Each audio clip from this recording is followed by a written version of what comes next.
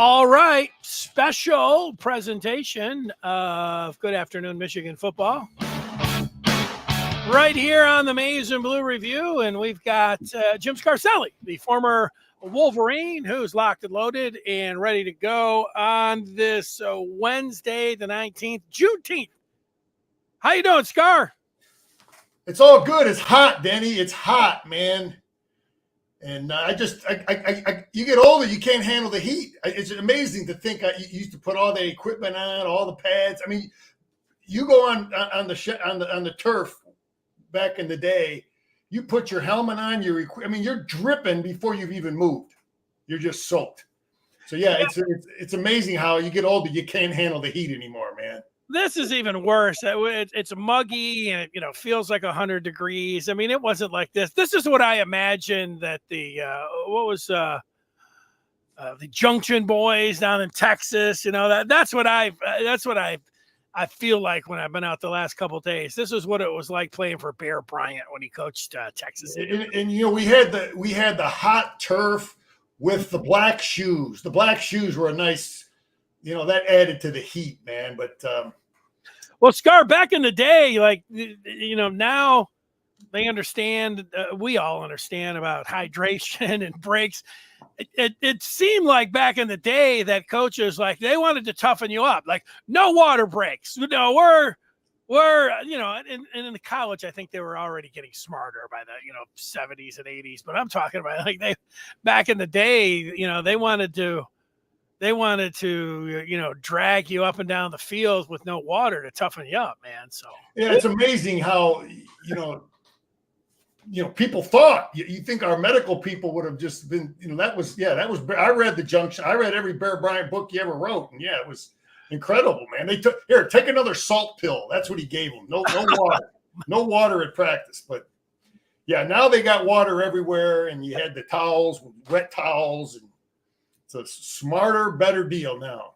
Well, it's one of those things to think about because the season is getting longer now with the added playoffs, and there's discussion. Well, they should move the season up to week 0 or start it in late August. They started right at September 1st now, but moving it back a week or two. This is the reminder of you want to play football when it's 90 degrees, or you want to play when it's 20 degrees outside.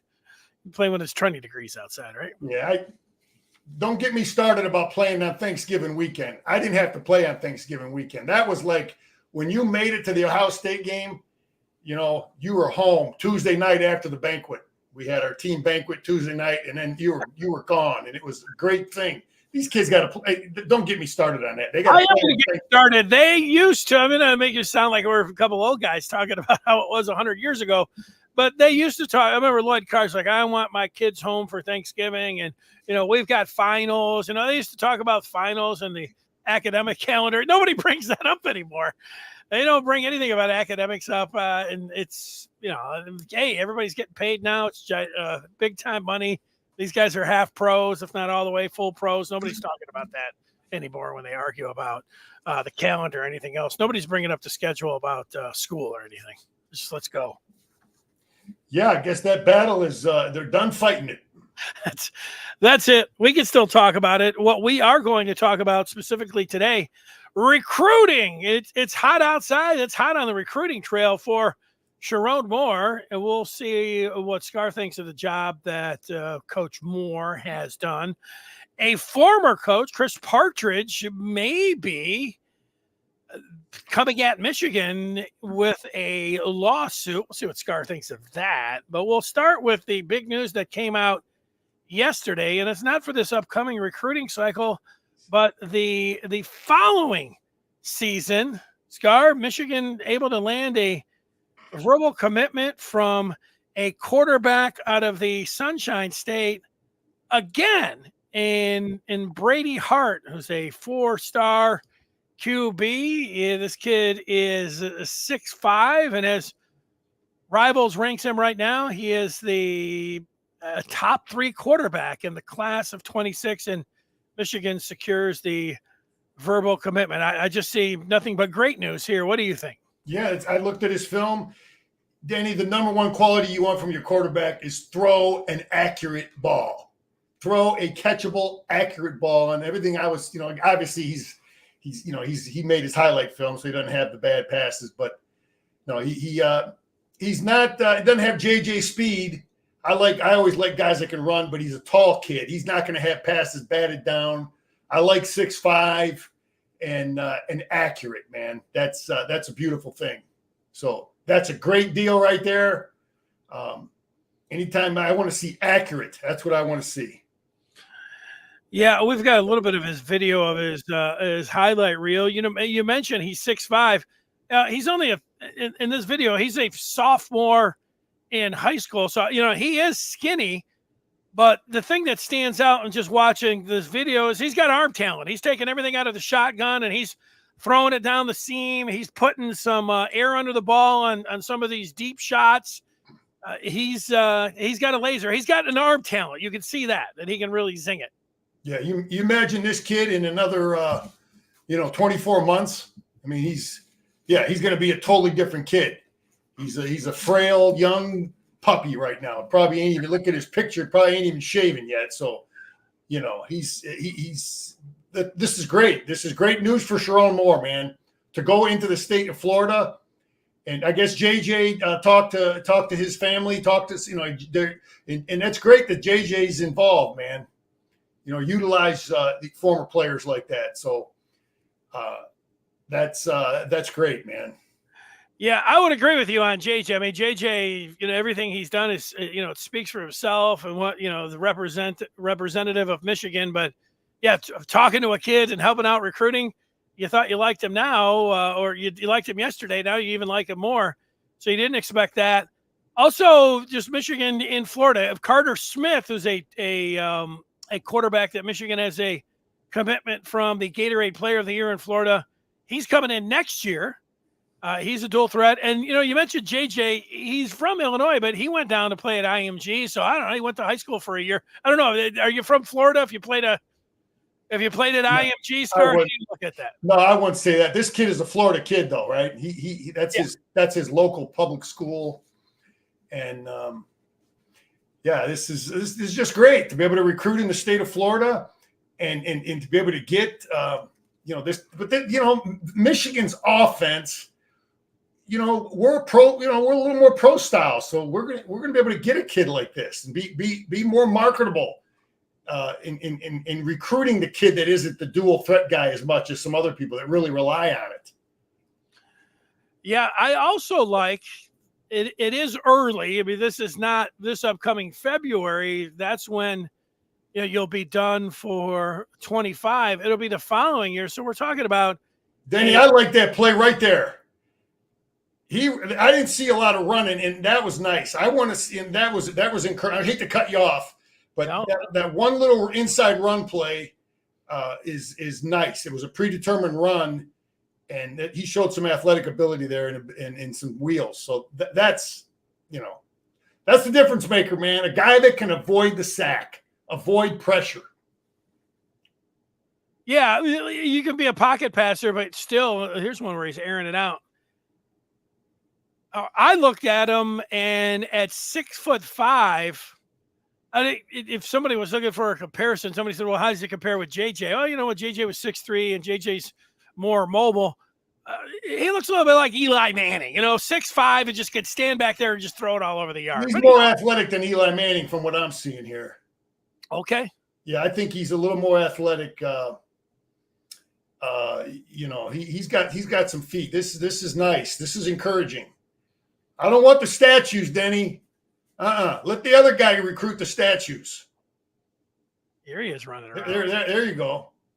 That's an athlete, man. That's why he was so highly recruited. Yeah, well, you don't necessarily have to get out and run, but if you can avoid, that's what I was thinking with Eli. I mean, Eli knew how to move around in the pocket a little bit. And obviously, 6'5", had that arm and could really zing it out there. That's what I'm looking at here. He throws a catchable ball. So this is more momentum, man. More momentum. We're getting these guys in slowly, and we've always done well in Florida, man. I played with a lot of guys from Florida. Bo went down there, and got Anthony Carter, and the pipeline was rolling. We got a lot of guys I played with from Florida. Yeah, Shoelace. The part about having your quarterback as your first commitment for 26, quarterbacks just in general are going to be your leader. This is a guy that can go out there, and you've got the quarterback. He can be your point man, kind of your biggest recruiter after Sharon Moore. Brady Hart could be your best recruiter for the 26 class. You know what I mean? Denny, it depends on the kid. If you meet Brady, if you meet some of these guys as a young kid getting recruited, it might be an influence. It might be a factor. Every kid is different, and are they influenced by other players that are being recruited in your class? Some guys maybe more than others. All right. Well, you mentioned how Michigan's doing now, and I said Carter Smith, who's also from Florida. Here's the list: Michigan with 8, Carter Smith, Eli Owens, Avery Gatch, the offensive lineman who you're familiar with from Michigan, Bobby Kanka, who we're going to talk about in a second, Nathan Marshall, who's the most highly rated out of all of the commitments. He's taking other visits. Jalen Williams, Kanoa Winston was a safety late last week that they got a running back, Jasper Parker, just a couple days ago as well. So they're off and running now with 8 verbals. Anything jumps out there to you? Yeah, I'm just still wondering about this kid here. But then again, Danny, a lot of these guys are taking visits, so it's the commitment. What does it mean? I don't know what the hell it means, but I covered it, and he's going up the state and talking to people up there. Hey, we're there's some momentum going though, I think, in our recruiting. Yeah, well, Kanka committed early. They had the coaching change, and then his position coach got into trouble, and then they got a new one. So, I think he was feeling if you give any kid a coaching change or any reason to look elsewhere, they almost do it, so you can't fault him here. The thing that I like about Kanka, sure, he went up to Michigan State and he's saying a lot of nice things there, and who knows, but he's also coming into Michigan. So let's see what he says, after he comes in and visits Michigan, Yeah, no, hey, listen, I don't know what kind of pressure these coaches are putting on kids to commit, but I would always recommend to all my players, to take all your visits. I took all of my visits, and, Bo gave me a deadline when to commit, and, when he needed an answer. So these guys, they make a commitment, but they still take visits. So it's a little different in my kind of thinking. Yeah, take all the visits you want and then commit, not commit and then take a lot of visits. Yeah, I guess it's telling the coach, though, I better be looking at other guys too. I better be looking at other defensive linemen, because I don't know that Kank is going to come. So good point. You'd be dumb not to. Good point. There is an offensive lineman, and Michigan already has on that list an offensive lineman, but they're in a number of others. But this is one to keep an eye out. Hardy Watts out of Massachusetts. He's a 4-star top 6 offensive lineman, according to Rivals, in the country. He's coming into Michigan to visit, and he's already visited Wisconsin and Clemson. And those are his top 3, Wisconsin, Clemson, and Michigan. So I would think that Michigan would be in a pretty good position here to land Watts, 6'6", 305. He told me he was a guard, or I'd say that sounds like a great size for a guard. Yeah, we've done pretty well in Massachusetts. Don Brown recruited there, but I'm sure Sharon has got somebody there that has been in there. And but Clemson has a lot to offer, man. Not taking transfers. So, but yeah, those are that'd be great. This kid, I seen his film. He is a big, strong, 6'6". And we got Zinter, or Zinter's from there, right? Massachusetts. Yeah, I'm not 100% sure. I believe he is. I believe Zinter's from there. So, yeah, he is, Danny. He's from Massachusetts. Look at that, Scar. That's pretty good. He is from North Andover, Massachusetts. Yeah. Nice. So, I mean, those things matter. So I guarantee you, Sharon had Zinter talk to this kid. I sure as hell would. He's from your state. He knows, listen, man, you know, you want to go to Michigan. This guy's going to take care of you. That was his position coach for 4 years. So, yeah, you got to know which guys to plug into as a head coach to recruit your guys. All right, Carl, let me give you a quote from Urban Meyer, the former Ohio State coach this week, who told 10 TV in Columbus, quote, "As of now, this is one of the most talented rosters in the last decade, maybe ever." I mean, that's a big statement. They've got to play, but you look at the quality of the athlete at every position. I've never seen anything like it. That is Urban Meyer talking about Ryan Day's Ohio State team. You know, everything a coach says is going to be dissected and analyzed, the current coach. And everything that a former coach, especially someone like Urban Meyer, who has so much credibility, you know, because the guy was a winner everywhere he's been, that statement doesn't really help Ryan Day. You know, it just puts more pressure on him that, hey, you know, the legend thinks I got more talent than anybody in the country, more than we've ever had here. So, you know, we sure as heck better win. So if I'm a current coach, if I'm Ryan Day, I really don't appreciate that, unless for some reason Ryan Day thinks his team needs confidence from some former coach to give him confidence about how talented they are, but I don't see that. So I just think there's sometimes, Denny, because I'm a former coach, and I still talk to the people at where I coached at. You know, there's sometimes you got to keep your mouth shut about things because it doesn't help the current coach.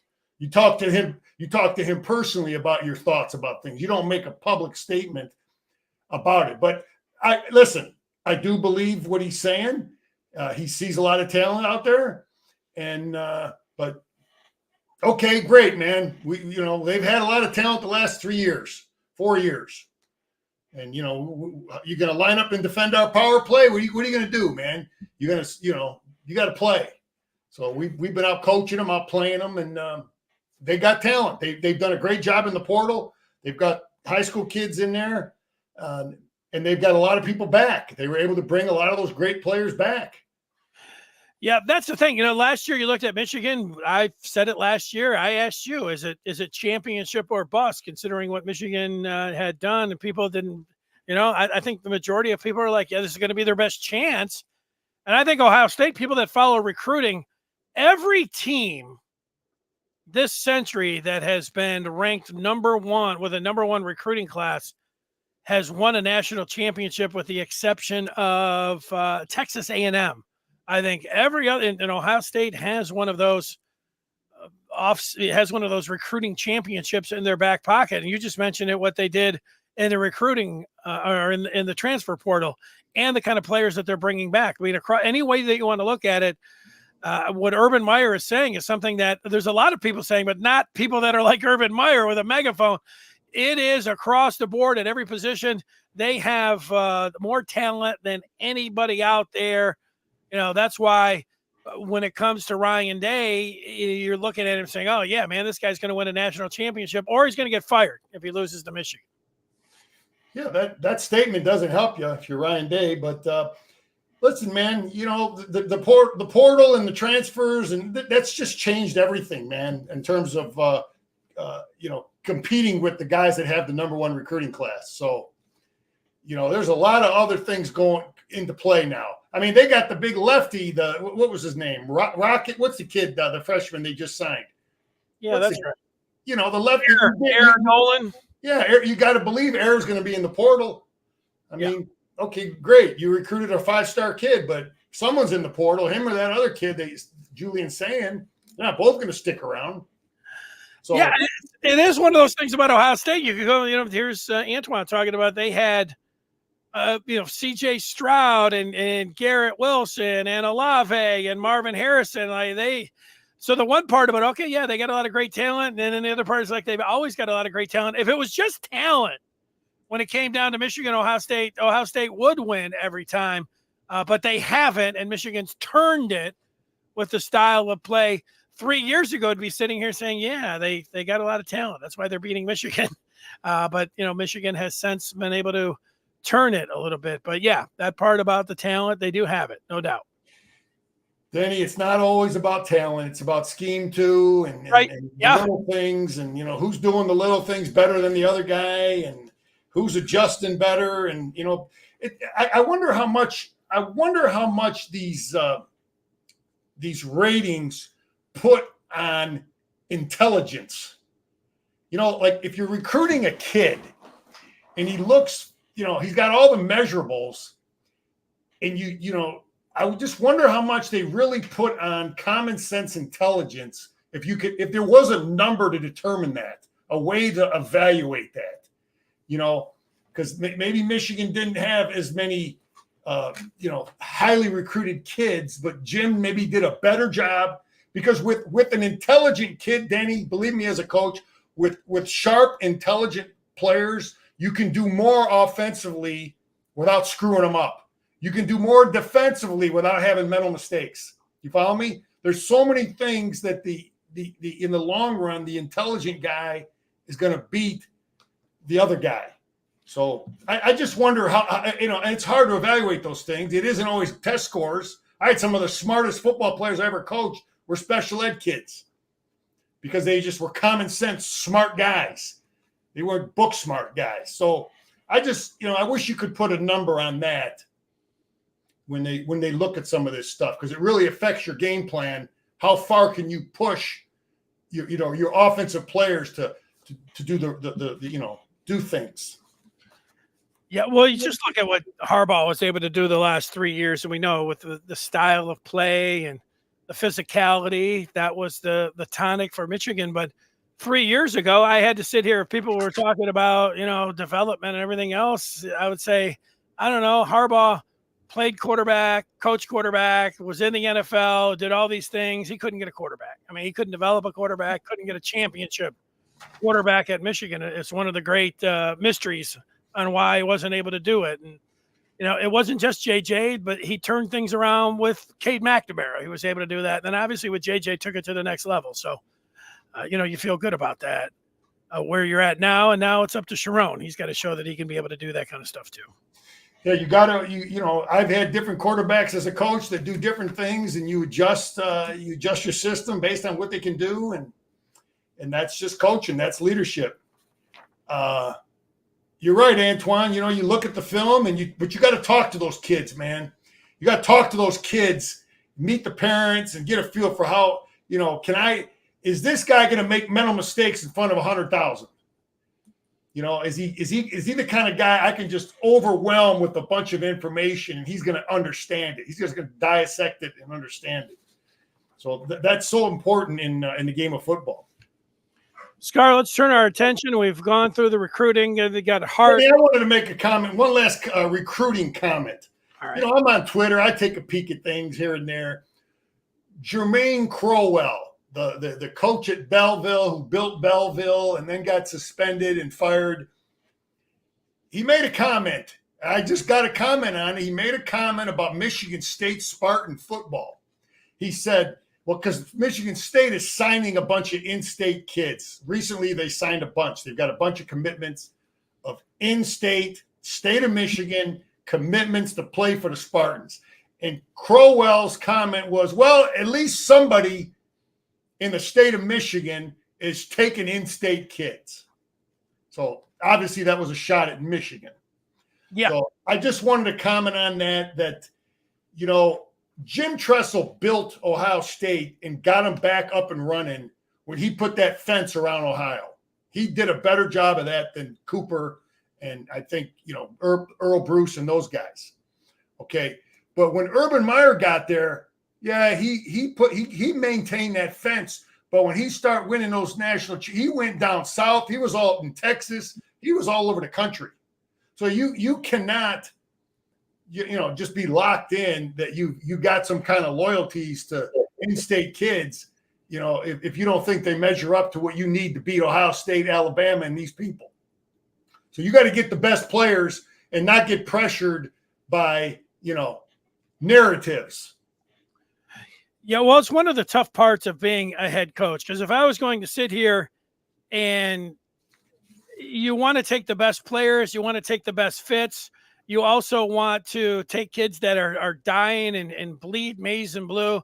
I would think that if everything was equal and you had a linebacker at Belleville and you had a linebacker from Oklahoma, that you would want to take the guy from Oklahoma. But I don't know, how often is everything exactly the same? There's always going to be a little bit of something else. But, that's the tough part when you're a head coach.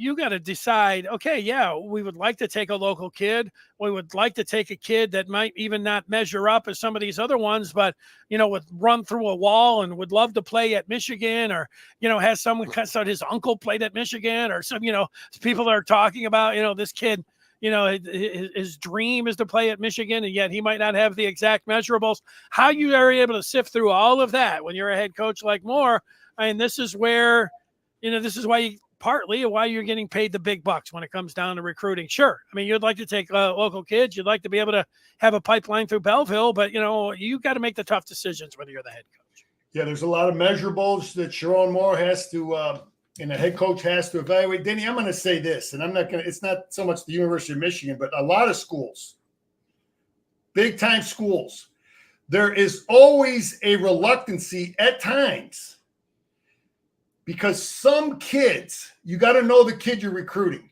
I'm going to just tell you the flat out what I know, and I've heard this said by coaches. There are some kids that they got baggage at home that might trickle up to East Lansing or Ann Arbor. You follow me? Sure. And the coaches are aware of that.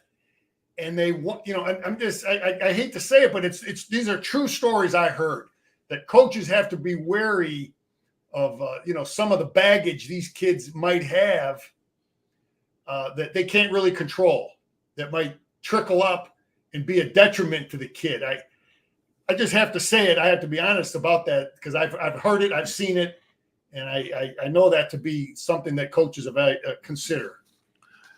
Well, Scar, you're polling something. You said you looked at Twitter yesterday. On Twitter, there was some stuff going around about a former Michigan linebacker coach and Chris Partridge, and how he might be thinking about some litigation against his former employer. So talking about suing. I just saw it on Scoop, Football Scoop. I look at Scoop every morning, and there was that he's hired Tom Myers.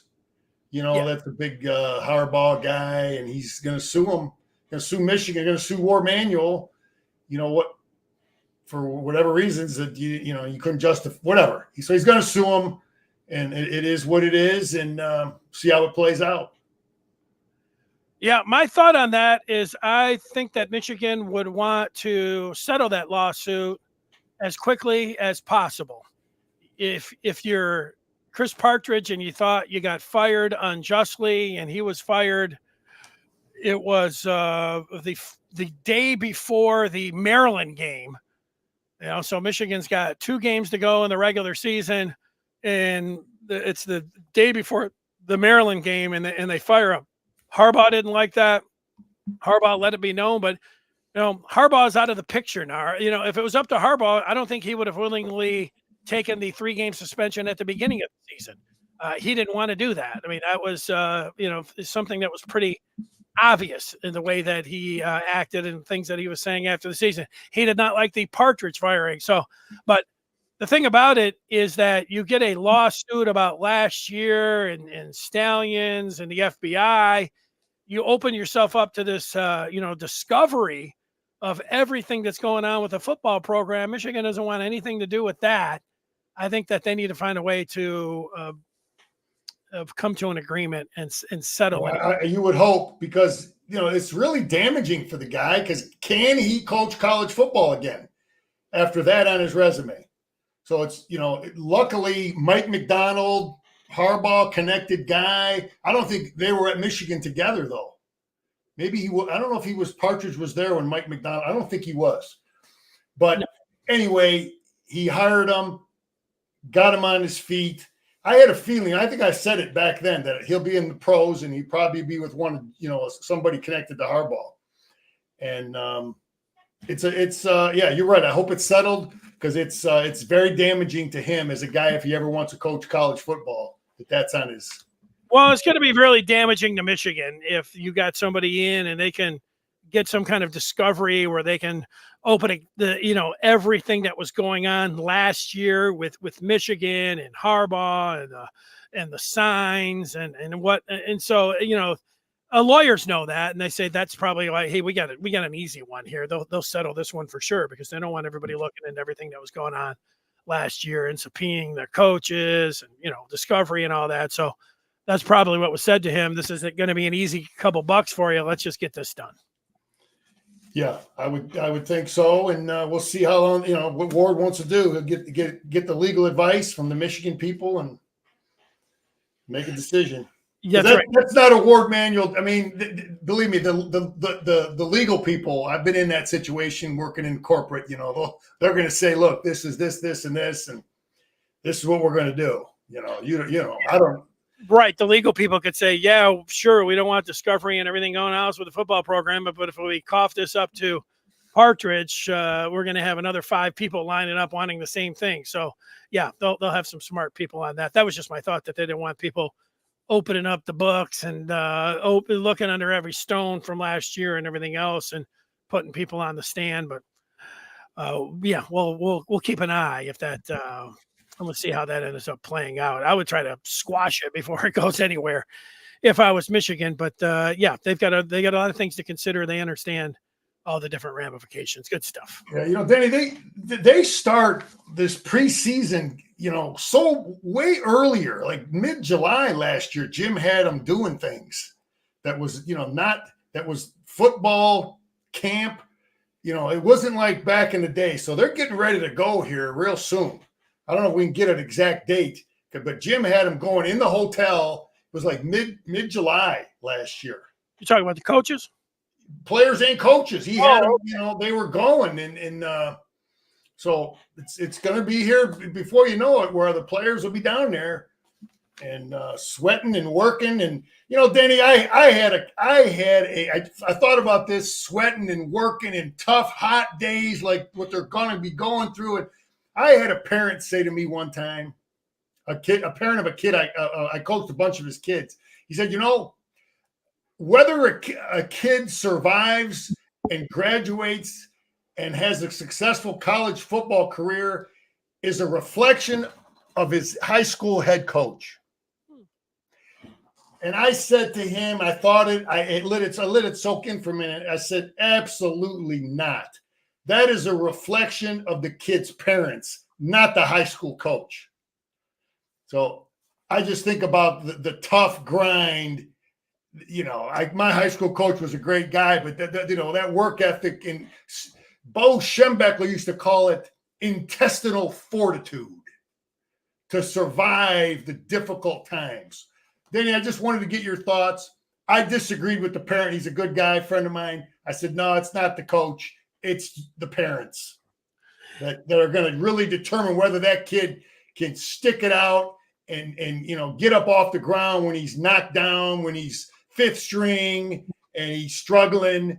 That's who's going to instill that work ethic in that kid. Yeah, well, there's a lot. I would think mostly that you were right. It would be the parents who would you look at. But, with so many different kids and so many different situations, I've heard a lot of them say, well, I'm going to give all the credit to my high school coach because, he got me doing something and it clicked in. It could be a high school teacher, high school coach. It could be a lot of different people. It could end up being your college counselor or something like that. You never know who you're going to run into and cross paths that it ends up clicking with. But I think you're right. Mostly, you're going back and you're looking at the parents or the grandparents or your relatives. Or I've had kids that were raised by grandparents, man. 6, 7 kids in one family, all raised by grandma.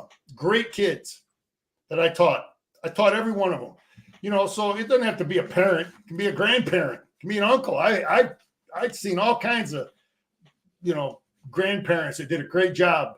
So anyway, I just wanted to comment on that. Danny, the Colorado visit, I said I'd talk about some visits.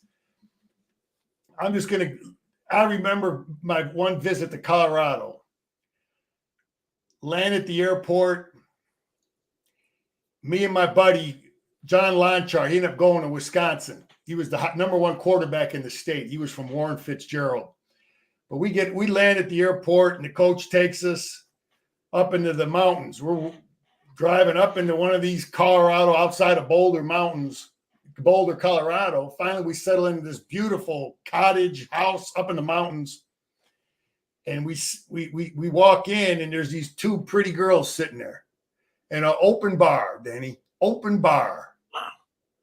And the coach says, he says, just give me a call when you guys are ready to leave. Wow. Nothing happened, Danny. It was a PG related trip, but I just thought I'd tell you that was how that trip started. It was a different deal, man. Open bar. How about that? Open bar. 1981. Go ahead, make yourself a drink. Pretty girls in an open bar. It's just, could you do that now? I don't think so. Well, no, the drinking age is 21 now. You couldn't do it. That's for sure. I don't know what it was back there. Scar, I love it. More stories. And you start talking about the heat. You got me hot. I got to go. Great job, Scar. All right, Danny. It's all good. Go blue. We're rolling, man. Recruits are going to start dropping. All right.